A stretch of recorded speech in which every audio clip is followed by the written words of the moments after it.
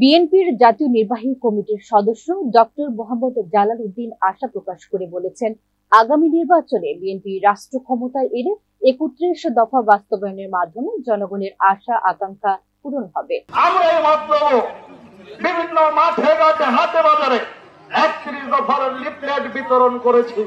গতকাল বিকেলে চাঁদপুরের মতলব উত্তরে ফতেপুর পূর্ব ইউনিয়ন বিএনপি ও সহযোগী সংগঠনের আয়োজনে ৩১ দফা বাস্তবায়নে ঘরে ঘরে জনজনে উঠান বৈঠক অনুষ্ঠিত হয়। তিনি বলেন, রাষ্ট্রের সব সাংবিধানিক কাঠামো সংস্কারের মাধ্যমে জাতিকে উচ্চতায় নিয়ে যাওয়ার বিকল্প নেই এবং স্বৈরাচারী শাসন ব্যবস্থা থেকে দেশকে রক্ষা করতে হবে।